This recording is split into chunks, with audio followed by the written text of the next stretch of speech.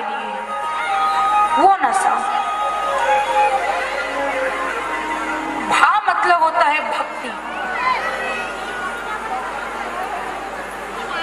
भक्ति ये नहीं कि हमने चंदन लगा लिया, भगवा धारण कर लिया और कहने लगे कि हम भगवान के भक्त हैं। वो भक्ति नहीं, क्योंकि त्रिपुंड धारण करने से राधा रानी कोई भक्त नहीं हो जाएगा। अगर हमारे अंदर भक्ति जगेगी ना, तो सबसे पहली लक्षण है नम्रता आ जाएगी हमारे अंदर। किसी को बताने की जरूरत नहीं पड़ेगी कि इनके अंदर भक्ति है कि नहीं। लेकिन अब ऐसी भक्ति कहा जाता है, सुनने में आया है और हम भी सोच रहे हैं कि लग रहा है ये कलयुग त्रेता युग की ओर जा रहा है, लेकिन कहीं ना कहीं मन में भूल है। क्यों भूल है? क्योंकि हम भगवा धारण करके, तुलसी माला पहन करके दिखावा कर रहे हैं कि हम भक्त हैं भगवान राम का। हमारे अंदर भक्ति नहीं है।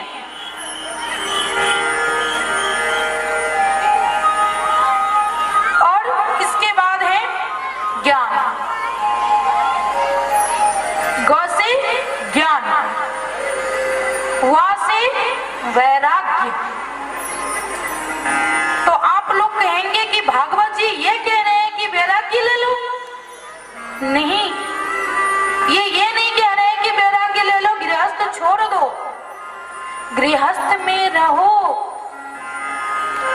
लेकिन उसमें वैराग्य लो। क्योंकि वो वैरागी तो वैरागी है ही जो वन में वैरागी ले लेते हैं, क्योंकि वहां प्राप्त नहीं होती। किसी भी चीज का अगर वो वैरागी लेते हैं, वन की ओर चले जाते हैं, तो हम उसे वैराग्य नहीं कहेंगे, क्योंकि वहां पर्याप्त नहीं है। अभी अगर किसी को भूख लगे तो भोजन कर सकते हैं क्या? कोई कर सकते हैं? नहीं कर सकते, क्योंकि अभी हम कथा श्रवण कर रहे हैं।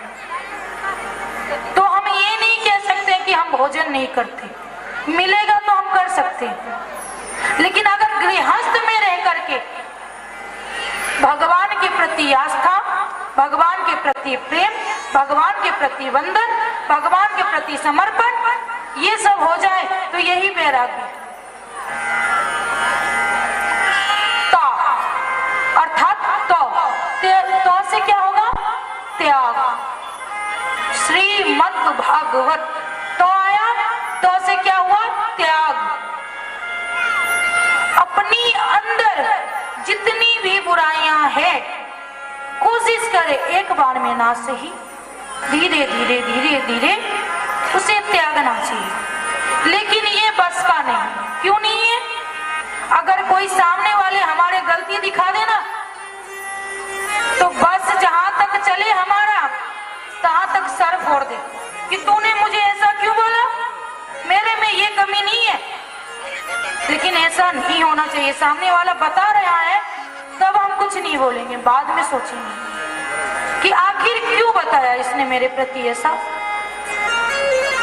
आखिर कोई कारण होगा तभी तो बता रहा है।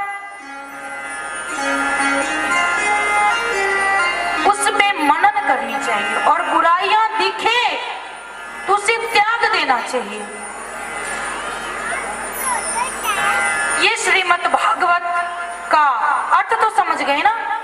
श्री मतलब लक्ष्मी, मद मतलब नशा, भ मतलब भक्ति, ग मतलब ज्ञान, व मतलब वैराग्य, और ता मतलब त्याग।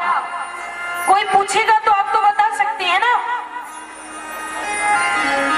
इसके बाद मन में ये होगा कि इसे लिखा किसने?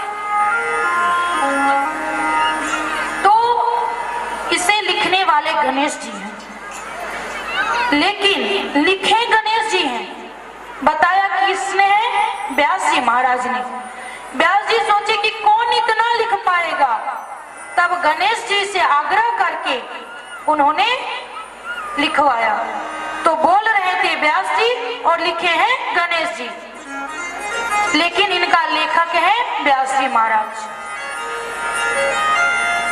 भागवत जी में श्लोक 18,000, अध्याय 335, स्कंद 12 और महात्मा जो है वो 10 है।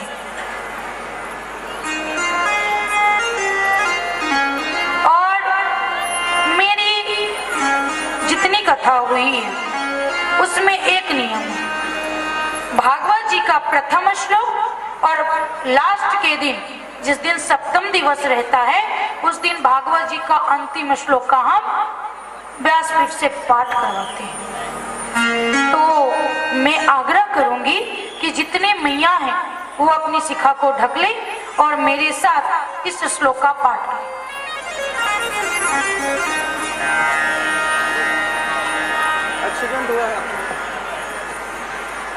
हाथ जोड़ करके प्रेम से, ऐसा नहीं कि लगे कि दीदी आ गई तो भार दे दिया है तो कर रहे।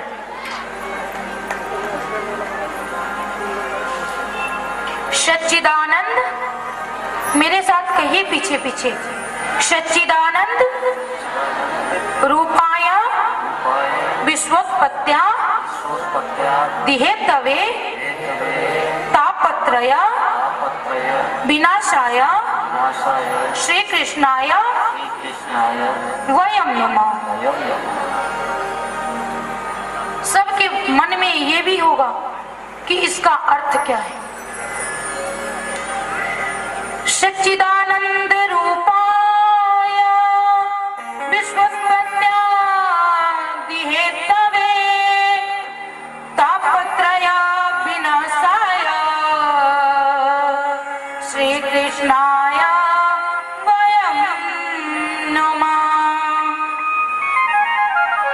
इसका अर्थ है जो जगत की उत्पत्ति, स्थिति और विनाश के हेतु है वो एकमात्र भगवान नारायण है। किसी प्रकार का पाप, किसी प्रकार का कष्ट सिर्फ एक ही हट सकता है, कौन? भगवान। कहा जाता है कि जो जगत की उत्पत्ति, स्थिति और विनाश के हेतु तथा तीनों प्रकार के पाप, तीनों प्रकार के ताप को नाश करता है, सच्चिदानंद रूप भगवान श्री कृष्ण को हम बार बार वंदन करते हैं।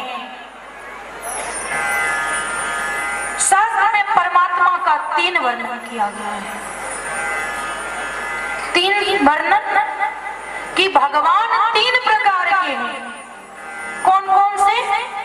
भगवान सत्य स्वरूप, भगवान चित्त स्वरूप और भगवान आनंद स्वरूप। यही है सच्चिदानंद। जहां सत्य है वहीं भगवान है। हम क्या करते हैं? आनंद कहां ढूंढते हैं? ये पृथ्वी वो नहीं मिलेगा, कभी नहीं मिलेगा। क्यों नहीं मिलेगा? क्योंकि यहाँ का जो प्रेम है वो मोह है। आज हम अपने बच्चे से, मानिए बच्चे से ही प्रेम करते हैं, तो बच्चे से प्रेम करते हैं तो क्या मोह है कि ये डॉक्टर बनेगा, ये इंजीनियर बनेगा, पैसा कमाएगा, बुढ़ापे का सहारा बन जाएगा। मोह है कि नहीं है? है। पति के स्वरूप भी प्रेम जो है वो मोह है। माता पिता के प्रति जो प्रेम है वो मोह है। अगर 5 मिनट हमारी पूरी हो, हमारे पुत्र डॉक्टर बन गए, बहुत पैसा कमा रहा है, लेकिन तो भी मन में होगा कुछ और कमाता, कुछ और करता, क्योंकि प्रेम का है लेकिन मोह का कोई है। जितना बढ़ाएंगे उतना और बढ़ता ही जाएगा। लेकिन एक ही है, अगर हम भगवान में आनंद ढूंढ करके देखें तो वहीं पर्याप्त आनंद मिलता है। फिर आवश्यकता नहीं पड़ती। इसके बाद भगवान विश्व के उत्पत्ति करते हैं, विश्व के पालन करते हैं और विश्व का विनाश करते हैं। कई ने ऐसा सवाल किया कि भगवान है क्या? तो हमें बताइए कि जब तक प्रभु की इच्छा नहीं होगी तो हम इस पृथ्वी पे नहीं हैं। जब तक इच्छा नहीं होगी तब तक एक रोटी नहीं मिलने वाली हमें। जब तक इच्छा नहीं होगी तो बड़ी बड़ी एक्सीडेंट हो जाते हैं, लेकिन बेड में पड़ा रहता है, मृत्यु नहीं आती। ये सब भगवान करते हैं। अभी दिन है जिनके मन में ये सवाल होता है, हम सब के लिए कह रहे हैं कि भगवान है, तो उसका यही जवाब है कि अभी दिन है, हो सकता है तो रात करके दिखाइए, रात है तो दिन करके दिखाइए, सूर्योदय करके दिखाइए। नहीं कर सकते। क्यों नहीं कर सकते? हम लाइट चला लेंगे, जितनी होगी उतनी लाइट लगा लेंगे, गर्मी लगेगी जितनी मन ऐसी लगा लेंगे, कूलर लगा लेंगे, लेकिन हम हवा को नहीं चला सकते, हम पवन को नहीं चला सकते। वो जब प्रभु की इच्छा होगी तब होगी। तब भी लोग नहीं समझ पाते कि प्रभु है। प्रलय भी भगवान करते हैं। जन्म देने वाला कौन है? ब्रह्मा जी। लालन पालन कौन करते हैं? विष्णु जी। और प्रलय का कारक कौन है? भगवान शिव। वो मृत्यु के देवता। इसके बाद भगवान तापत्रय विनाशाया, 3 प्रकार के ताप को नाश करते हैं, 3 प्रकार के पाप को नाश करते हैं। कैसा ताप और कैसा पाप? तो पाप जो है मनसा, पाप 3 प्रकार के होते हैं। कौन कौन सी? मनसा, वाचा और कर्म। अर्थात मन से भी पाप होता है, वाणी से भी पाप होता है और कर्म से तो होता ही है। अगर मन से सोच ले कि सामने जो ये पुरुष खड़ा है ये मेरा पति जो होता तो कितना अच्छा, ये स्त्री जो सुंदर है काश मेरी पत्नी होती, कितना अच्छा होता। हमने तो मन में सोचा, किसी को बताया नहीं, लेकिन तो भी हमें पाप हुआ। कौन से पाप हुआ? पराये पुरुष को मन में सोचने का, पराये स्त्री को मन में सोचने का पाप। अगर मन में सोचे कि ये वस्तु मेरा हो जाता तो कितना होता, कितना अच्छा होता, ये भी पाप है। वाणी से अगर हम किसी को ऊंच नीच बोल देते हैं तो उससे भी पाप होता है। तो अब नया चला है, किसी को कुछ बोल दो, बाद में बोलो सॉरी गलती हो गई, गलती से मैंने मुंह से निकल गया। ऐसे कैसे मुंह से निकल गया?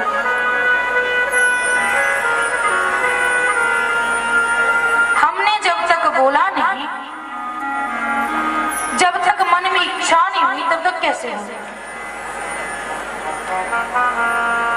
तो हमारी एक पूरी प्रण होनी चाहिए कि मेरी वाणी से किसी का मन ना दुखे। लेकिन अब तो होगा ही नहीं। जब तक 2 बार सास को हम ना सुनाए, सास 2 बार हमें ना सुनाए, ननद को हम ना सुनाए, ननद हमें ना सुनाए, पड़ोसी को ताने हम ना मारे, तब तक भोजन पचना असंभव है। पड़ोसी को दिखाने जाते, मेरे जी जो है ना वो जी, ए जी तो उन्होंने ये किया, तेरे वाले ने ये किया, तेरे वाले ने वो किया। चाहे किसी भी प्रकार से हम बस देखना चाहते हैं कि ये दुखी किसी, जो कि मन में क्षण भर के लिए भी ये भाव नहीं आनी चाहिए। इसके बाद होता है ताप, देही ताप, दैविक ताप और भौतिक ताप। भगवान तीनों ताप, तीनों पाप को नाश करने के लिए हम भगवान श्री कृष्ण को बार बार नमन करते हैं। अब इस श्लोक का अर्थ तो समझ गए ना सब? आइए एक छोटा सा भजन करते हैं, फिर कथा की ओर चलेंगे।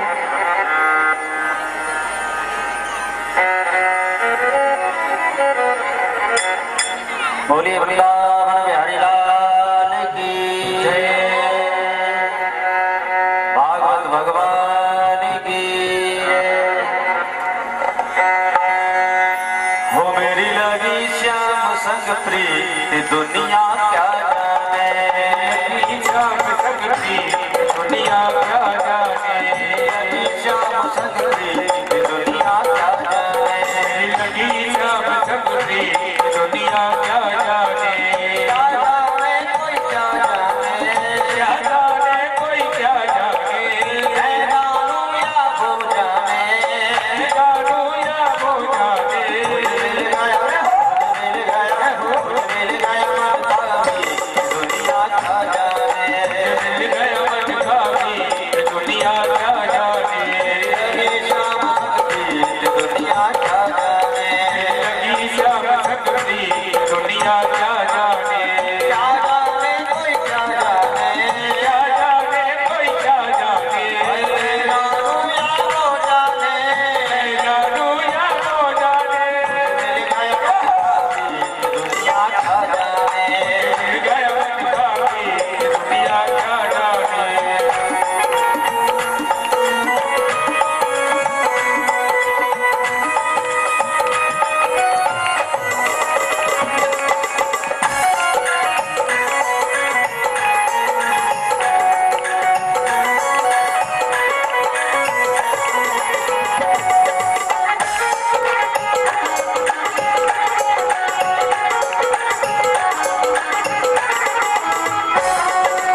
अभी लगी मैंने श्याम जब से, अभी लगी मैंने श्याम जब से, अभी लगी मैंने श्याम जब से, अभी लगी मैंने श्याम जब से, आई बावली में तो कब से, आई बावली में तो कब से, आई मेरे डोर भवन से, आई मेरे डोर भवन से, आता तोड़ा मैंने जग से, आता तोड़ा मैंने जग से, कैसी कैसी पागल की दुनिया क्या जाने, लगी श्याम संग प्रीत दुनिया क्या जाने, लगी श्याम संग प्रीत दुनिया क्या जाने, लगी श्याम संग प्रीत दुनिया क्या जाने।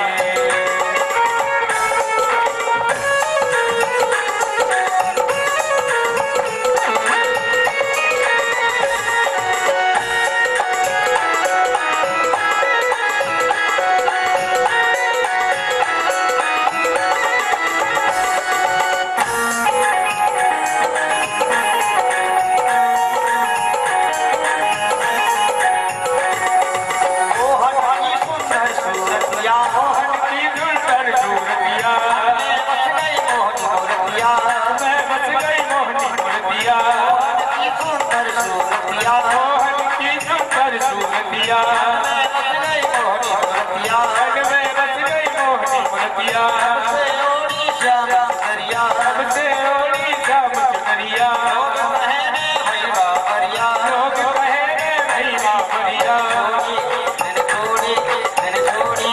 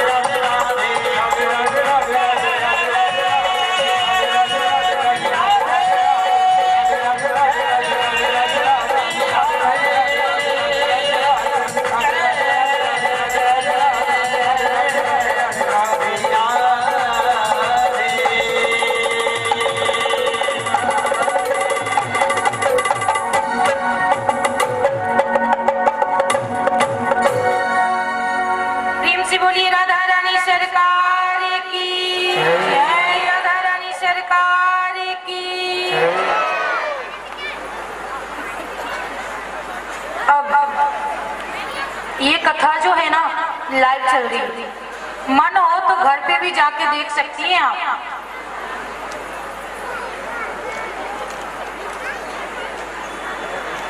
अब मन में होगा कि कौन कौन से चैनल पे है, तो हमें तो बस 2 ही पता है, बाकी तो ये लोग जाने। देवी भव्या झा करके YouTube चैनल है, उस पे लाइव चल रहा है। आचार्य सरोज झा जी, उन पे भी लाइव चल रहा है, बाकी का तो हमें पता नहीं। प्रेम से बोलिए राधे राधे। बता रहे हैं महाराज जी और भारत, उस पे भी लाइव आएगा। आगे बताया जाता है कि हम यहाँ आए हैं तो भागवत जी कह रहे हैं, अर्थात स्वयं नारायण कह रहे हैं कि जो मनुष्य प्रतिदिन मेरा पाठ अर्थात भागवत जी का पाठ करता है या सुनता है या उच्चारण करता है, उसका रोज गौ दान करने का फल प्राप्त होता है। मतलब सुनने से, गौ दान करने से हमें गाय दान करने की जरूरत नहीं पड़ेगी। अगर ध्यान पूर्वक हम सुने तो सुनने से, पढ़ने से हमें कपिला गौ दान करने का फल प्राप्त होता है। जो मनुष्य जितने दिन भागवत शास्त्र को अपने घर में रखता है, उसके जितने पितर हैं वो नित्य मीठा दूध, मीठा जल, घी, मधु आदि का स्वर्ग में पान करते हैं। क्या करने से? भागवत शास्त्र को घर में रखने से। तो किन किन के घर में भागवत शास्त्र है? थोड़ा हाथ खड़ा कीजिए। बाकी के घर में नहीं है। इसके लिए भी भगवान ने आगे कहा है कि इस कलयुग में जो मनुष्य, जिस मनुष्य के घर में भागवत शास्त्र ना होगा, उसके और उसे कोई भी यमराज के पास से नहीं बचा सकता। उसे यमराज लेके ही जाएगा अगर भागवत शास्त्र घर में ना हो तो। इसलिए ये गीता प्रेस का बहुत से कम शुल्क में हमें प्राप्त हो जाता है। क्यों ना हम अपने घर में भागवत शास्त्र को रखे, फूल पत्ती दे करके, जल तो चढ़ाना नहीं क्योंकि ये बुक है, अगरबत्ती दिखा देना, थोड़ी दिया दिखा देना, पूजन हो जाएगी। नहीं पढ़ सकते, कम से कम पूजा तो कर सकते। श्री कृष्ण कहते हैं जो मेरी कथा सुनता है, कहता है, उस मनुष्य का कभी मैं त्याग नहीं करता। भगवान स्वयं कह रहे हैं कि जो इस कथा को सुनेगा, कहेगा, मनन करेगा, उसका त्याग मैं कभी नहीं करूंगा। और पता है एक बात और कहते हैं, जैसे आप लोग अपने घर से क्या सोच करके आए हैं बताएंगी? ऐसा तो नहीं कि भजन सुनने आए हैं, कथा सुनने आए हैं। कौन सी कथा सुनने आए हैं? भागवत जी का। तो मन में विचार आया कि हम भागवत सुनने जा रहे हैं, तो जितने कदम चलेंगे उतने अश्वमेध यज्ञ का फल प्राप्त होगा। सोचो, जिसके जितनी दूर घर उतनी यज्ञ का फल प्राप्त। कहीं ऐसा तो नहीं? आगे बताएंगे ये बात तो।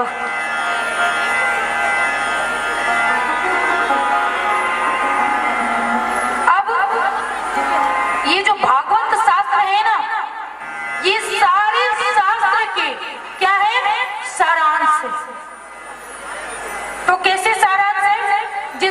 शिव पुराण हम सुनेंगे तो उसमें क्या है, केवल तो केवल शिव जी का वर्णन।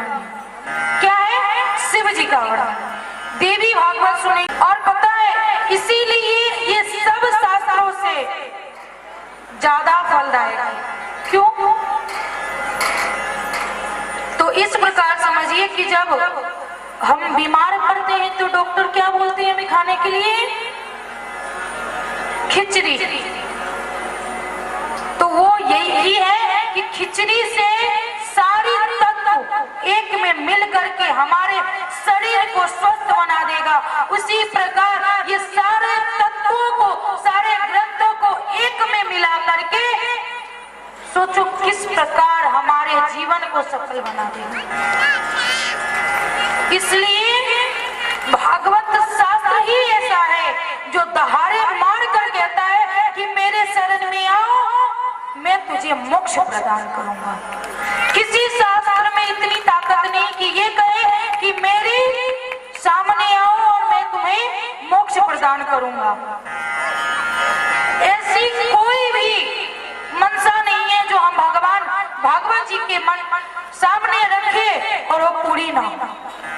वो सब पूरी होगी, चाहे वो संतान के प्रति हो, धन दौलत के प्रति हो, मोक्ष के प्रति हो, चाहे किसी भी मनसा से हो, ये फल प्राप्त होता है। लेकिन ऐसा नहीं कि हम आके यूं बैठे हैं, 2 बार भैया ने भजन कर दिया, 2 बार ठेले की आप लोग ताली बजाओ तो ताली बजा रहे, नहीं तो यूं देख रहे, ध्यान कहीं और है। वो तो गई होगी उस मॉल में, वो इस कलर की साड़ी लाई होगी, तो नहीं फल मिलने वाला। इसका ठेका किसी ने नहीं लिया। अगर मन को एकाग्र करके ध्यान पूर्वक सुनेंगे, साथ में मनन करेंगे कि आज दीदी ने क्या बताया, इसका अर्थ क्या है। भागवत बहुत होती है, बहुत कथा सुनते हैं हम, लेकिन एक ही हमारा मनसा होना चाहिए कि जो हम सुन रहे हैं उसे अपने जीवन में उतारें, नहीं तो बैठे तब फल नहीं प्राप्त होगा। क्यों नहीं होगा?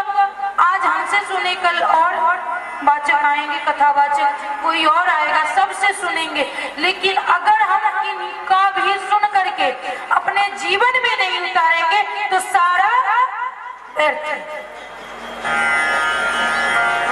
तो सारी कथा सुनने से पहले हम महात्मा जानें कि किसने ये कथा सुना। किसी व्रत में अभी तो फेमस हो चुकी है करवा चौथ, उसमें भी बताया जाता है ना कि नाम तो हमें पता नहीं कथा उनकी, लेकिन उन्होंने ये कथा व्रत किया तो उनके पति की लंबी आयु हुई। सुनते हैं तो हमारे मन में भी होगा कि आखिर भागवत जी को सबसे पहले किसने सुना? पता है किसने सुना? भागवत जी को सबसे पहले नारायण ने ब्रह्मा जी को दिया। कितने श्लोक में? केवल 4 श्लोक में। इसके बाद ब्रह्मा जी ने अपने पुत्र नारद जी को 4 श्लोक में दिया। नारद जी फिर व्यास जी को दिया। व्यास जी उसी 4 श्लोक को 18,000 श्लोक में वर्णित कर दिए। इस प्रकार हमारे पृथ्वी पे ये भगवत शास्त्र सबसे पहले नारद जी बता रहे हैं कि एक समय की बात है कि एक बार भागवत कथा अमृत रसवादन करने में कुशल मुनिवर ने क्षेत्र में विराजमान महामहिम सूत जी को नमस्कार करते हुए कहते हैं कि सौनक जी कहते हैं सूत जी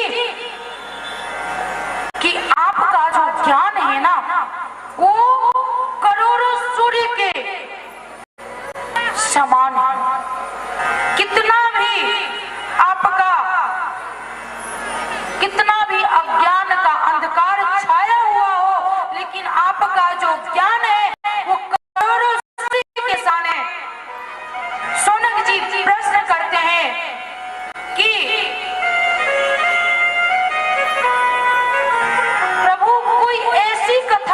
सुनावे, जो कान को भी सुनने में अच्छा लगे और हमारे जीवन के लिए भी अच्छा हो। सूत जी कहते हैं कि प्रश्न तो तेरा बहुत अच्छा है कि तू ये पूछा। पता है सोनक जी एक बात और कहते हैं कि ये कलयुग आने वाला है। इस कलयुग में ये कलयुग काल का ग्रास जैसे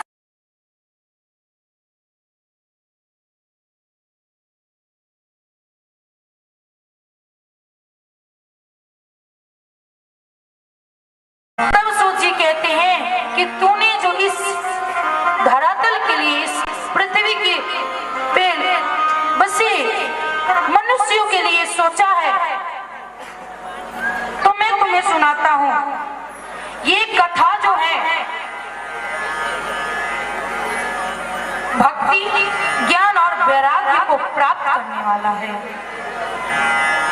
कहते हैं सौनक जी, इस घोर कलयुग में जीव प्राय असुरी स्वभाव के हो गए हैं, बहुत से कलेशों से आक्रांत हो चुके हैं। सूत जी महाराज, कोई ऐसा सर्वश्रेष्ठ उपाय बताइए ताकि इससे लोग बच सके। सूत जी कहते, तुम्हारे हृदय में भगवान का प्रेम है, इसलिए मैं विचार करके तुम्हें संपूर्ण सिद्धांतों का निष्कर्ष सुनाता हूं। एक समय की बात है, नारद जी सर्वोत्तम लोक समझ करके पृथ्वी लोक आए। पृथ्वी लोक आए, उन्होंने देखा कि अधर्म के सहायक कलयुग का आगमन हो चुका है।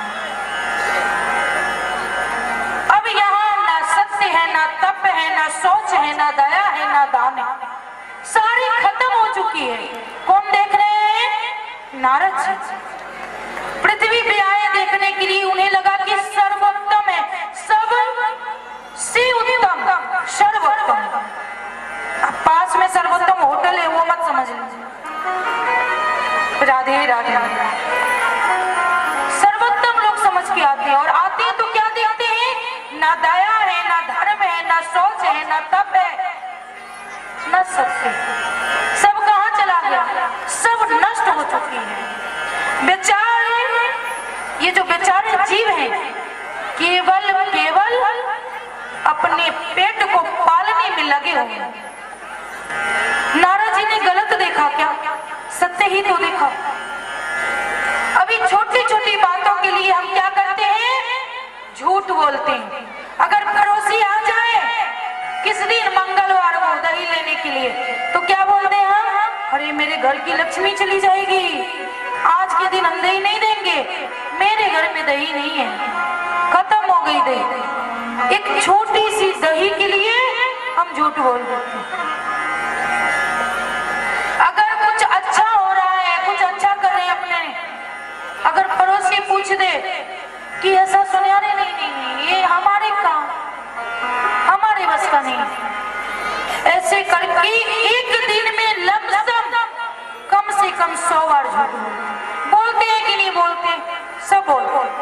हमारी बात थोड़ी तीखी लगेगी, क्योंकि जो तीखी लगती है वो सेहत के लिए अच्छी होती है। अगर ज्यादा चीनी खा लेते हैं ना, स्वादिष्ट तो लगती है पर शुगर हो जाती है। लेकिन अगर करेले का सेवन करें तो शुगर का नामो निशान मिट जाता है। तो मेरी बात थोड़ी तीखी लगेगी, तो हम दिन में 100 बार लमसम झूठ का उपयोग करते हैं।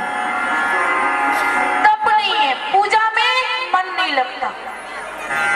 गए भगवान के पास, फूल चढ़ा दिया, ऐसे लग रहा है भाड़ है, आंख मूंदा फूल चढ़ा दिया, 2-4 अगरबत्ती जलाई, योड उड़ाना चालू कर दिया। भगवान खुश हो गए, थाली में भोजन ले आए। ले ठाकुर जी कर लो, थोड़ा प्रेम से तो खिलाओ, भार नहीं देखो, प्रेम से खिलाओ।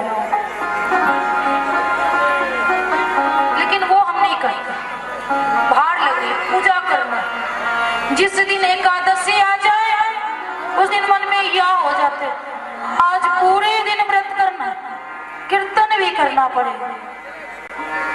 तो धीरे धीरे तब खत्म हो गई, मन में से आस्था खत्म हो गई है। बाहर समझ करके भगवान का पूजन करते हैं। 2 दिन लोटियों में प्रदीप मिश्रा जी कथा करते हैं। उनकी कथा से हजारों करोड़ों भक्त शिवालय जाने लगे। लेकिन जाने तो लगे हैं शिवालय, लेकिन किस लिए जा रहे हैं? वो उपाय बताता है कि इस तरफ जल चढ़ाओगे तो ये पुण्य मिल जाएगा, इस तरफ चढ़ाओगे तो ये पुण्य मिल जाएगा, इधर चढ़ाओगे तो लक्ष्मी जी घर में आ जाएगी, इधर चढ़ाओगे तो बहू अच्छी मिल जाएगी। तो हमारे मन में ये रहता है कि हम जो जा रहे हैं ना, तो भगवान हमें देंगे। अगर किसी कारणवश गए भगवान के पास, बोला भगवान जी मेरा बेटा पढ़े ना पढ़े, इस बार तो पूरी राज्य में उसे अच्छी डिवीजन दे दे। बच्चा तो पढ़ा नहीं, हम लड्डू चढ़ाएंगे, बच्चा तो पढ़ा नहीं, किसी कारण फेल हो गया, गए किसी काम के भगवान ने, ये तो पत्थर की मूर्त। तो क्या हुआ? मन से तब चली गई है, मन से भगवान के प्रति आस्था चली गई है। बिल्कुल नहीं, सत्य नहीं है, तप नहीं है, स्वच्छता नहीं। स्वच्छता मतलब साफ सफाई नहीं है। बिना नहाए भोजन करना, बिना पूजा किए भोजन करना, बिना सूर्य के अर्घ दिए भोजन करना, ना जूठा का संस्कार, ना रहन सहन संस्कार भी। लेकिन इसमें है ना, इसमें आप लोग का कोई दोष नहीं, इस युग का दोष कि हमारा विचार दूषित हो चुका है। दया नहीं, अपने बच्चा तो बच्चा और दूसरे के बच्चा कुछ भी नहीं।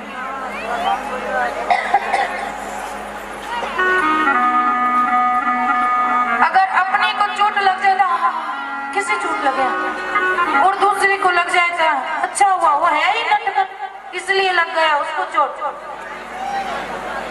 किसी को कष्ट मिलता है तो हमें खुशी मिलती है। अभी देखा गया है कि लोग अपने खुशी से कम, अपनी दुखी से कम, लोगों की खुशी से ज्यादा दुखी होते।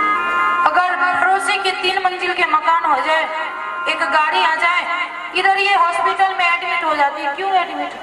अरे इतना कमाती हूँ, इतना वो कमाते, इतना बच्चे कमाते, कुछ भी नहीं है उसको देखो। अरे वो अपनी किस्मत की खा रही है, हमारा क्या ले रखा है? वो अपनी किस्मत की खा रही है, हम अपनी किस्मत की खा रहे हैं। इस बात से हमारे अंदर क्या आती है? दुष्टता। दान नहीं है हमारे अंदर। अगर कोई महाराज जी आ जाए मांगने के लिए तो कहते कि इतनी हड्डी कट्टी शरीर है, कमा के तो खा सकते हो, क्यों दान दूं मैं अपने तेरे लिए थोड़ी कमाता हूँ, अपने बच्चों के लिए कमाता हूँ। नारद जी कह रहे हैं कि जब यहाँ वो आए तो ना सत्य था, ना तप था, ना सोच था, ना दया थी, ना दान, सब खत्म हो चुका। बेचारे जीव केवल पेट पाल कमा रहे हैं, चाहे किसी का चोरी करके ले आवे, किसी को हड़प करके ले आए, चाहे ड्यूटी करके लाए, चाहे डकैती करके लावे, लेकिन केवल तू केवल पेट कैसे भरेगा इसमें। असत्यभाषी, आलसी, मंदबुद्धि, भाग्यहीन, इन सारे रोगों से ये ग्रस्त हो चुके हैं। इनके अंदर इतना आलस आ चुका है कि 10 बजे तक सोए रहते हैं कंबल तान, और कंबल तान के सोए हैं और कहेंगे हमारी तो ये आदत। ये कौन सी आदत? इसके बाद जितने साधु संत कहे जाते हैं ना, देखते होंगे ये दाढ़ी वाले बाबा कमंडल लिए, जटा बड़ी बड़ी, भगवा धारण किए हुए, आगे भी मैंने बताया त्रिपुंड धारण करके भस्म लपेट करके चलते हैं। वो सब क्या है? नारद जी कह रहे हैं, ये मैं नहीं कह रही, नारद जी कह रहे हैं कि ये सब पाखंडी कोई चीज नहीं है, लेकिन दिखावा कर रहे हैं कि हम भक्त हैं। देखते में विरक्त स्त्री के धन से परिग्रह करना, समझ रहे ना? स्त्री के धन से परिग्रह करेंगे, अर्थात स्त्री कमाएगी और उसी से घर चल जाएगी। ऐसा समय अभी तक तो थोड़ा कम अब आने वाला। इसके बाद घरों में स्त्री का राज्य होगा, ये पूरा आ चुका है, इसमें कोई संदेह नहीं। भैया से कुछ बोलो तो भैया बोलते हैं अभी रुक जाइए, घर जाके पूछ करके बताएंगे, क्योंकि राज्य किसका है? महारानी साहिबा का। अगर वो थोड़ा इधर से उधर कह दे तो घर में प्रवेश नहीं, जाएंगे किधर? तो घर में स्त्री का राज्य, साले जो होंगे वो सलाहकार बन जाएंगे। एक कदम पहले चलने से पहले हम क्या पूछेंगे साले से कि साले साहब ये करें? अगर ना पूछे तो घर में रोटी नहीं मिलने वाली, क्योंकि आपने मेरे भाई से नहीं पूछा। थोड़ा मैया को बुरा लगेगा, लेकिन सत्य है कि नहीं ये बताइए। होता है कि सारे मायके वाले को जितनी इज्जत, जितनी बात जो है बस वही है। ये सब कलयुग में होगा, ये नारद जी ने देख लिया था, आज हो रहा है। स्त्री पुरुष में कलह मचा रहेगा, छोटी छोटी बातों पे हम लोग लड़ते हैं, झगड़ते हैं, किसी के मामले में अपने आप में लड़ते रहते हैं। पूरे दिन में तो कम से कम, अगर जिस दिन संडे है, संडे की छुट्टी तो बाद में बनेगी, पहले तकरार हो जाती। इसके बाद ये सब देखते हुए नारद जी यमुना जी के तट पे पहुंचे। आइए भगवान का भजन करते हैं, लेकिन झूमते हुए, इसलिए कि अगर एक बार हम भगवान के शरण में नाचे ना तो दुनिया वाले के सामने कोई नहीं नचा सकता हम, इसलिए बेहतर तो यही है कि हम भगवान के सामने नाचें। श्याम तेरी बंसी, श्याम तेरी बंसी पागल कर जाती है। श्याम तेरी बंसी पागल कर जाती है। श्याम तेरी बंसी पागल कर जाती है। श्याम तेरी बंसी पागल कर जाती है। श्याम तेरी बंसी पागल कर जाती है। श्याम तेरी बंसी पागल कर जाती है। श्याम तेरी मीठी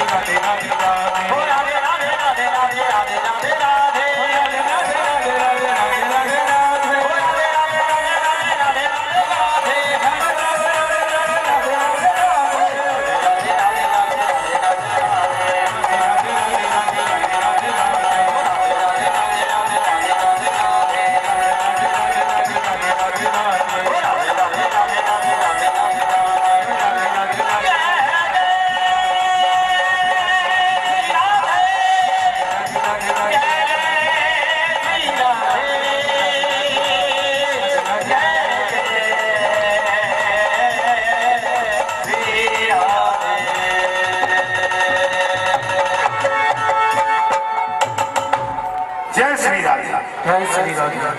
श्याम तेरी बंसी, जोरदार ताली होनी चाहिए। ये समा जल चुकी है, अब बुझाने वाला कौन है? और जहां पधार गया मेरा कन्हैया, अब वहां दूसरा आने वाला कौन है? जय हो। ये खुशी की बयार है, बसंत की बयार है। माँ सरस्वती आई है दरवाजे, तब 33 कोटि को भी लाई है, और भव्य झा के रूप में कथाकार आई, हम सबको सत्य सनातन का पाठ पढ़ाई है। जीवन तो चलता रहता है, और जीवन है बड़ा अनमोल प्यारे। बस जीना, खाना, हंसना, बोलना, रूठना, ये जीवन का प्रसंग है। पर जिसके जीवन में सत्संग आ जाए, जिसके जीवन में कथा आ जाए, उसी के जीवन में जिस तरह सोने पे सुहागा होता है और दूध में शक्कर होता है, उसी तरह जीवन भी मिठास भरा हो जाता है। आप सब धन्य हो, अपने जीवन को मिठास बना रहे हो। मैं जरूर इस प्रसंग को लेता हूं कि धन भागनी आप सब जो इस कथा में आए हैं, अधूरा तो क्या है, श्रीनिवास की जनसंख्या इतनी ही है, और ज्यादा है। कड़ोदरा से भी आए, बरेली से भी लोग आए, लेकिन अभी भी हजारों लोग घरों में सो रहे हैं। सोमेश्वर भगवान के प्रांगण में चल रही कथा से उन्हें कोई मतलब नहीं है। बस टीवी सीरियल पे सास बहू का झगड़ा देख रही हूँ, और नहीं कुछ होता मोबाइल में मैके में बतिया रही होंगी कि चाची ने आज कितना झगड़ा किया मम्मी तुम्हारे साथ। तो सारी कथा यही चल रही है, लेकिन धन भागनी आप सब यहाँ पर पहुंचे, एक बार जोरदार ताली होनी चाहिए। क्योंकि मैं बार बार हर कथा में एंकरिंग करता हूं तो योग भगाए रोग भी खेलता हूं। जैसे कलयुग के रोग जी ने कहा ना, शुगर और ब्लड प्रेशर ये बैठे बैठे पक्का होने वाला है, किसी को नहीं छोड़ रहा है। लेकिन जो कथा में सत्संग में जाता है, पंडित श्री श्री रविशंकर रामदेव बाबा जी रोज कहते हैं, वेदों में भी कहा गया, जो ताली बजाता है, तो अगर शुक्र शनिचर कुछ गड़बड़ हो रहे होंगे, तो भगवान की कथा में जो ताली बजाता है, उसका शुक्र शनिचर भाग्य की रेखा ठीक कर देते हैं। और ब्लड प्रेशर शुगर तो पक्का नहीं होगा, इसकी गारंटी है। तो जब मौका मिले कथा में, भजन में, हमारे एंकरिंग में, उद्घोष में, तो पक्का ताली जोर से बजाए, जरा सा भी संकोच ना करें। जय हो। ये कथाएं चलती रहती है, कुछ लोग सहयोगी बन करके आते हैं, हमारे साथ जुड़ते हैं, मेला बनता है, कारवां चलता है, मंजिलें हासिल हो जाती है। तो उसमें कुछ लोग अतिथि बन करके आए, कुछ लोग सहयोगी बने हुए हैं, और साथ में ये कारवां चल रहा है, तो साथ भी निभाएंगे। तो उसी के साथ साथ मैं कुछ लोगों का नाम लूंगा। हमारे प्रमुख कार्यकर्ता जो भी यहाँ हैं, उन्हें जो राधे राधे नाम का हमें आशीर्वाद दीदी जी से प्राप्त होगा, वो पहुंच करके भगवान को पुष्पगुच्छ अर्पण करेंगे, और दीदी जी से हमारा पट्टा श्री राधे राधे नाम का पहन करके श्री कृष्ण के स्वयं सेवक बनेंगे। तो उन लोगों का नाम लूंगा। सर्वप्रथम हमारे प्रमुख सेवक रह गए थे, हमारे परीक्षित जी तो यहाँ पर बैठे हुए हैं, माननीय श्री रविंद्र सिंह राजपूत, जिन्होंने साई फैशन के नाम से अपना डिजिटल खाता बनाया है बरेली के अंदर। बहुत संघर्षशील पुरुष रह करके आज देखिए भगवान के लाडले बन करके परीक्षित के रूप में श्रीनिवास में प्रस्तुत हो रहे हैं, वो आशीर्वाद प्राप्त करेंगे। पट्टा बड़ा वाला दीजिए, मूर्ति का परिचय दीजिए भाई। और सभी 12 कार्यकर्ता में मैं नाम लेना चाहूंगा।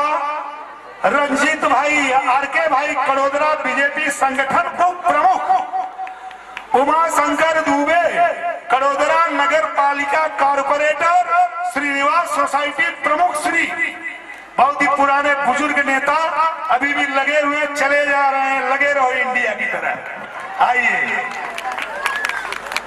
और राजेश सिंह जी कॉन्ट्रैक्टर, बहुत ही सेवा भावी, संदीप सिंह जी महालक्ष्मी डेवलपर्स, राजकुमार साहू, अमित सिंह साई कृपा फैमिली शॉप, अंजय सिंह उर्फ निप्पू, रंजीत झा कॉन्ट्रैक्टर सेवा भावी, कुंदन कुमार झा संस्थापक जीवन ज्योति चैरिटेबल ट्रस्ट, और इस कथा के आयोजन करने में अपना विशेष सहयोग और Santosh Yadav prince fashion, Satyendra Singh Sai Kuber engineering workshop, Gaurav Singh Satyam Nagar society प्रमुख, Ajay Singh Sai Kripa developers, Dharmendra Singh Rajput Sai fashion.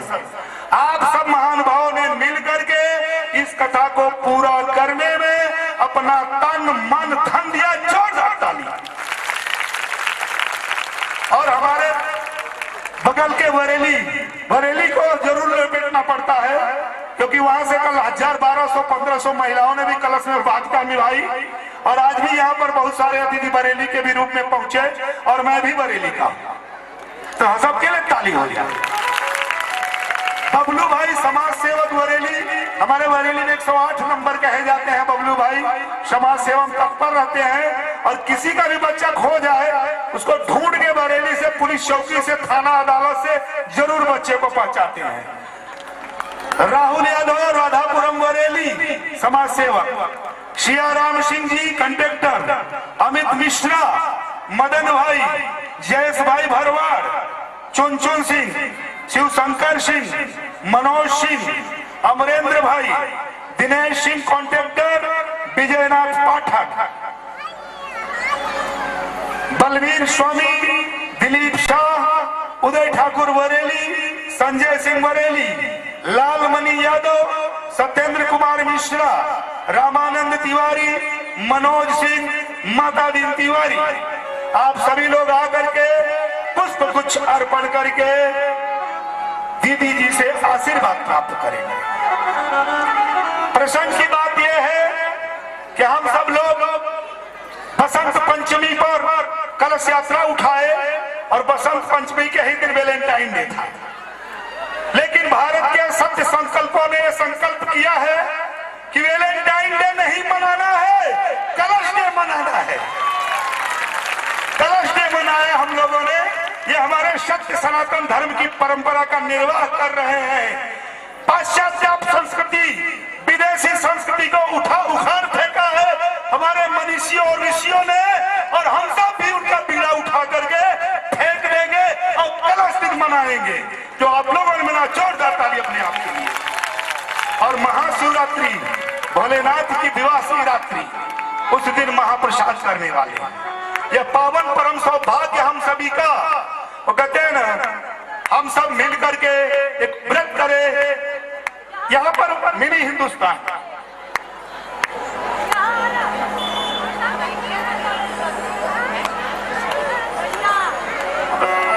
Rameshwar Pandey, Mahendra Prajapati stage पर पहुंचे और सुदीप त्रिपाठी और वंदना सिंह जी और राजेश भाई, आप सभी लोग पहुंचे। वंदना सिंह जी, आप सभी लोग पहुंच करके उसको कुछ अर्पण करें। हाँ, तो बात हो रही थी वैलेंटाइन डे, तो ऐसी संस्कृति का कुठाराघात होना चाहिए समाज में। अभी कुछ दिन पहले मैं मातृपितृ दिवस मनाया था 14 तारीख को, हंसा बहन भी साथ में थी, तो वहां पर यही विचार मैंने रखा बच्चों को, उस दिन अपने माता पिता की पूजा करो। पूरी संस्कृति को पलटना नहीं है, अपने संस्कृति को, जो पुरानी संस्कृति चली आ रही उसी का पालन करना है। क्यों? क्योंकि जब हम मातृ पूजन दिवस मनाए रहेंगे तभी तो बच्चा वृद्धाश्रम में नहीं भेजेगा। संस्कारों की कमी की वजह से हमारे संस्कार खत्म हो गए, इसके लिए हमें पश्चिमी सभ्यता का यह कुरूप रूप देखने को मिल रहा है। क्यों? हम बच्चे को कथा में नहीं बिठाना चाहते, टीवी पर उसको पोगो दिखाते हैं तो पोगो ही बनेगा, उसको कभी भी संस्कार चैनल पे नहीं लेके जाते हैं कि बेटा ये भी सुन लो। नहीं नहीं नहीं, कार्टून वाला मम्मी भी सोचती बहुत मॉडर्न हो गई हो, मेरा बच्चा कार्टून ही देख के बड़ा आदमी बनेगा। तो कार्टून देखेगा तो कार्टून ही बनेगा, इधर उधर की टोपी पहनेगा, इधर उधर के पैंट शर्ट पहनेगा। संस्कारों की कमी अभाव आपको दूर ले जाएगा। तो अपनी संस्कृति से जोड़िए। ऐसे लोग लग पड़े हैं कथाओं में जिनसे संस्कार चलेगा। आज आप लोगों के लिए, समाज के लोगों ने, मिथिला की धरती मुजफ्फरपुर से आई हुई मिथिलेश की लली जनक जननी के रूप में हम सभी लोग के बीच में विद्यमान हुई है। इनके स्वरूप को देख करके कथा श्रवण करें, क्योंकि कथा में कहे हैं एक घड़ी आधी घड़ी, आधी में कछुआ आधी, तुलसी संगति साधु की, कटे कोटि अपराध। आप हजारों अपराध को काट लेंगे। बस कथा में रो जाइए और एक ही दक्षिणा मांगूंगा, हर व्यक्ति 2-2 लोगों को जोड़े, और इस कथा को पूरा करने में व्यक्ति का जुड़ना ही तो सनातन संस्कृति है। और इस मंडप के नीचे बैठ करके आप सनातन संस्कृति का झंडा बुलंद कीजिए। एक बार ताली जोर से हो जानी चाहिए। जय जयकारा ऐसा लगना चाहिए कि जो नहीं आया वो पछताए कि हम इस जयकारे से दूर रह गए। बोला नंदनंदन गोपाल की, बोला किशन कन्हैया लाल की, बोला राधा रानी सरकार की, बोला जय जय श्री राधे, बोला सर्वेश्वर शंकर भगवान की, बोला जय जय श्री राधे। जय हो, आप सब लोग कल्याण हो।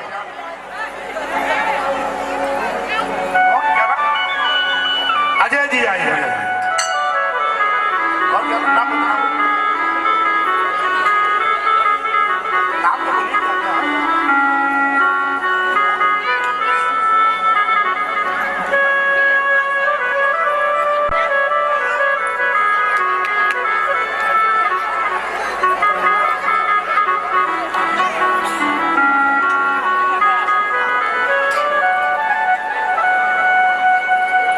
मंच पर सभी को एकत्रित करके और सबको नाम बुलाने वाले हमारे आदरणीय श्री शैलेश पांडे जी से भी आग्रह करूंगा कि दीदी जी से आशीर्वाद लें।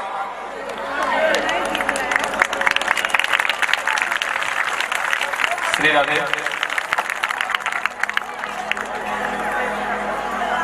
श्रीमान सुरेंद्र सिंह राजपूत जी से आग्रह करूंगा कि देवी भपिया जी से आशीर्वाद ग्रहण करें।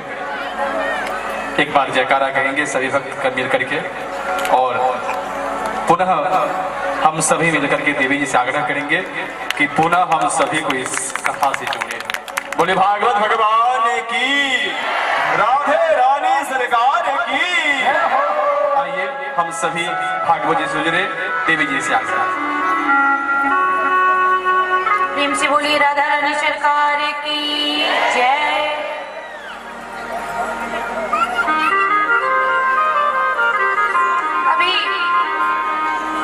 शैलेश जी बता रहे थे कि वैलेंटाइन डे 14 तारीख को वैलेंटाइन डे मनाया जाता है। पता है ये हम लोग के लिए वैलेंटाइन डे नहीं है या किसी प्रकार की कोई डे हमारे लिए नहीं है। फादर डे हो, मदर डे हो, ये हमारे लिए नहीं है। ये किनके लिए है? विदेशियों के लिए। क्योंकि अब बोलेंगे कि माना कि वैलेंटाइन डे नहीं, लेकिन मदर डे फादर डे तो हो सकता है ना।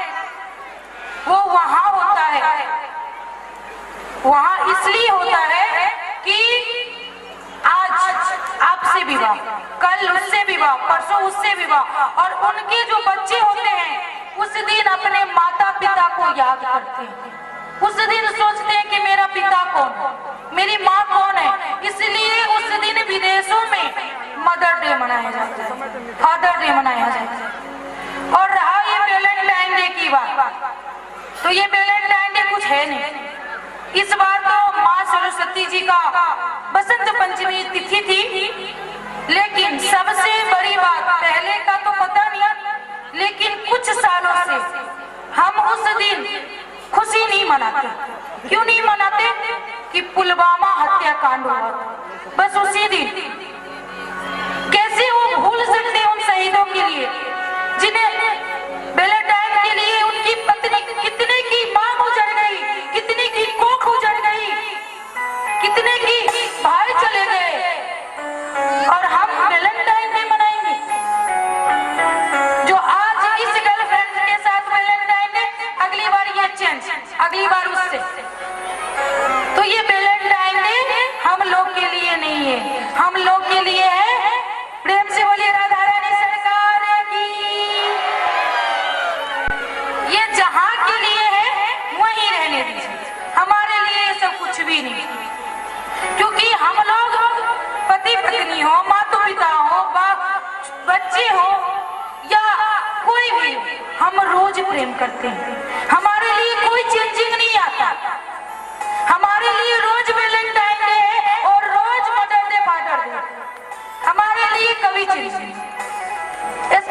बना।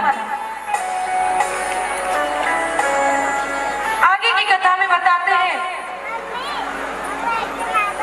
नारद जी कहते हैं कि ये सब भ्रमण करने के बाद मैं वहां गया। कहां? वृंदावन, जहां भगवान कृष्ण ने अनेकों अनेक प्रकार की लीला की है। वहां गए, वहां गए तो मैंने एक चीज देखा।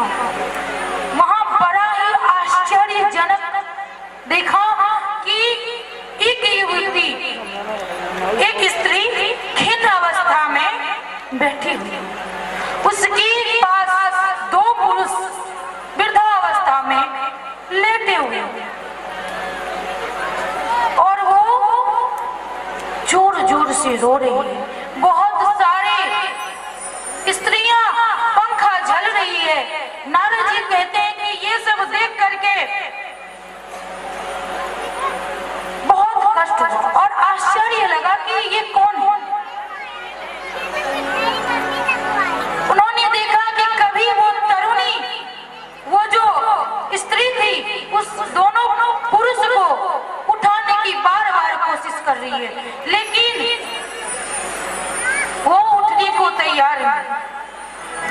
जैसे ही उस स्त्री ने मुझे देखा, खड़ी हो गई और खड़ी होकर के बड़ी व्याकुल होकर बोलने लगी, अजी महात्मा जी, क्षण भर ठहर जाइए।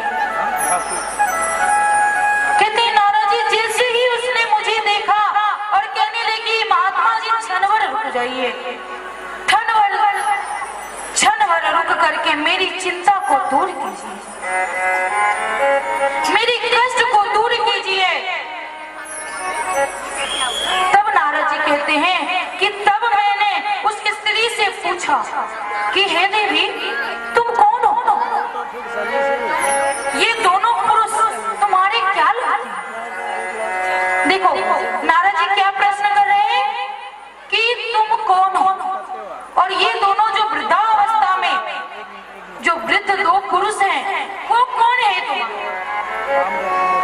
और तुम्हारे पास ये कमल नयनी स्त्रियां पंखा जो जल रही है, वो कौन है? युवती ने कहा, मेरा नाम भक्ति है।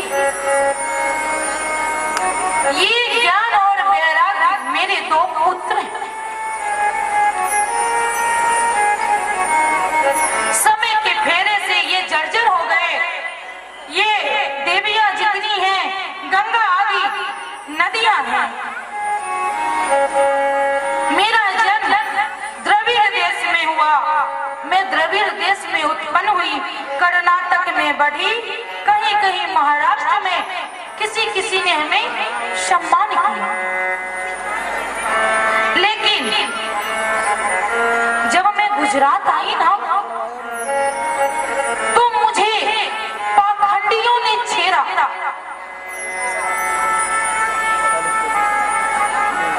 पाखंडी ने छेड़ा, अर्थात बदतमीजी नहीं की। अर्थात ये कि अभी अभी मैंने बताया है कि भगवा धारण कर करके जो घूमते हैं, इससे भक्ति मैया को कष्ट होती है कि दिखाती तो है वो भक्ति है, लेकिन रहता नहीं। किंतु गुजरात में मुझे बुढ़ापे ने आ घेरा। कोई चांस ही नहीं था, कहीं भक्ति नहीं थी। मैं भी जर्जर हो गई। घोर कलयुग के कारण अंग भंग कर दिया पाखंडियों ने। जब मैं वृंदावन आई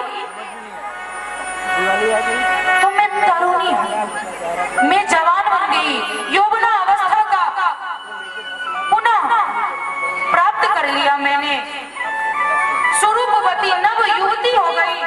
किंतु ये जो हमारे दो पुत्र हैं, ये बहुत ही दुखी हैं, बहुत थके मांदे हैं।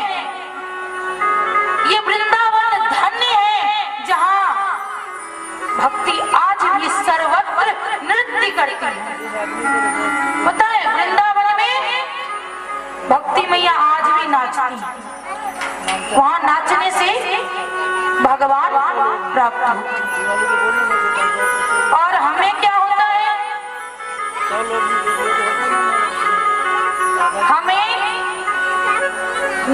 शर्म लगती है। अगर अभी डीजे लगा दे और गाना तो पता नहीं अभी, बस हम नाचना चालू कर देंगे। मैंने इतना बोला कि भगवान के पास नाचने से फिर दुनिया वाले के पास नाचने की जरूरत नहीं, लेकिन हमारे मैया खड़े हो गए और जितने अंकल जी हैं उनको लगा कि, जितने काका है ना उनको लगा कि ये लोग नाच रहे तो हम क्या करें।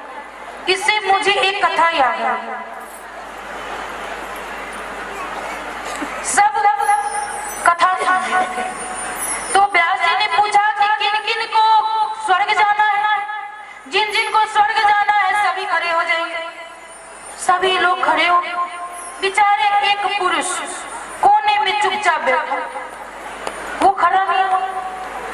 महाराज जी को आश्चर्य हुआ कि सभी लोग खड़े हो गए, लेकिन ये क्यों नहीं खड़ा। उन्हें बुलाए रहे इसमें कि आइए, क्या प्रॉब्लम है, आप क्यों नहीं खड़े हो। कहा देखिए महाराज जी, जब हम कथा सुनने आए थे ना तो मेरी पत्नी ने कहा था कथा से सीधी घर आना, नहीं तो हाथ पैर तोड़ दूंगी। इसके लिए वो बेचारे उठाने के स्वर्ग भी नहीं जाना। शायद ऐसी ही कुछ हालत होगी इन लोगों की। जो ये लोग नाच, हम लोग नहीं नाचने वाले। प्रेम से बोलिए राधे राधे। तो भक्ति मैया सर्वत्र नृत्य करती हैं। आइए भजन की बातों से जानते हैं।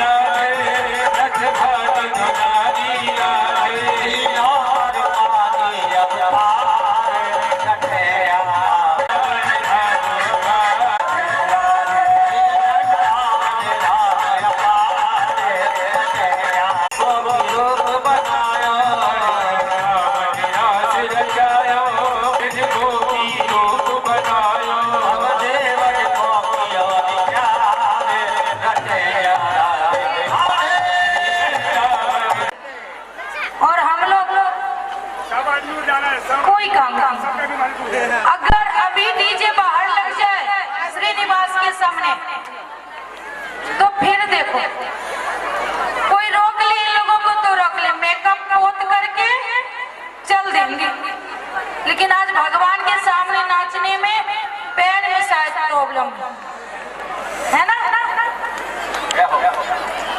प्रेम से बोलिए राधा रानी सरकार की। नारद जी कह रहे हैं कि वृंदावन धन्य है। वृंदावन अर्थात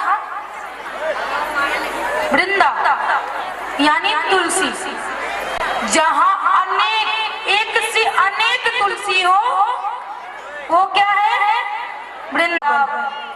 और यहाँ लमसम हमें लग रही कि बहुत सारी तुलसियां हैं, तो फिलहाल में ये 7 दिन यही वृंदावन। बोलिए वृंदावन धाम की। तो वृंदावन यही है तो नाचना तो यहीं पड़ेगा, लेकिन नहीं, ये कैसे हो सकता है। वहां जाएंगे, 2-4 तस्वीरें लेंगे, स्टोरी पे डालेंगे कि हम जा रहे हैं वृंदावन, हम वृंदावन आए। यहाँ तो कथा का डालना पड़ेगा, वो सब कर लेना, लेकिन 7 दिन ये वृंदावन है, मौका तो कई बार आएगी, ये दिन तो पुनः आएगा। ऐसा नहीं कि मैं नहीं बोल रही हूँ कि नहीं कथा फिर से नहीं होगी, लेकिन ये 15 फरवरी 2024 पुनः नहीं है। सोमवार तो रोज आती है, लेकिन जो सोमवार बीत जाती है वो वाली नहीं आती। इसके लिए एक बार पहले भी बोला और आज भी बोल रही हूँ अभी भी, कि अगर हमें दुनिया वाले के पास नहीं नाचना तो हमें भगवान के पास नाचना पड़ेगा।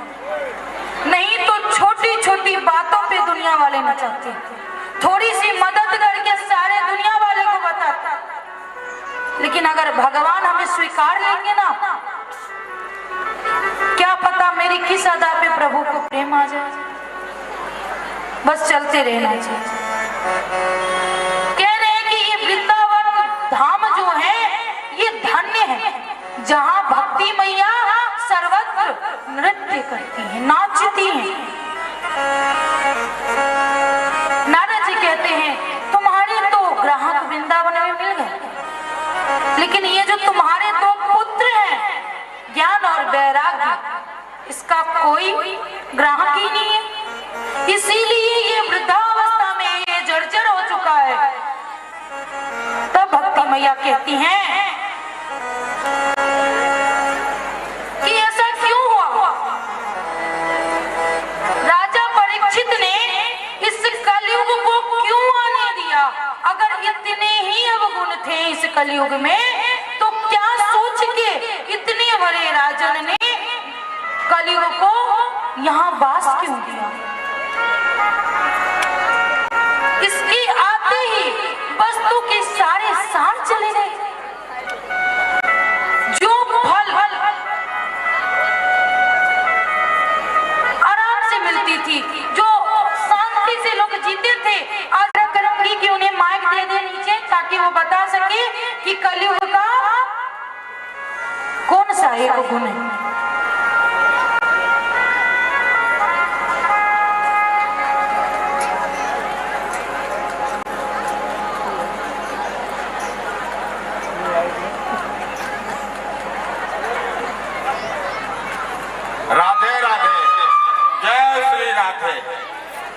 कलयुग का एक प्रथम यही है कि उसका प्रताप है कि जो अत्याचार करता है उसका परिणाम तुरंत प्राप्त होता है।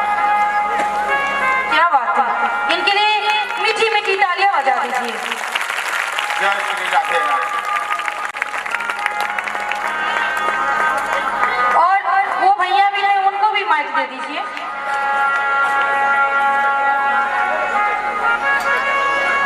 जय श्री राधे।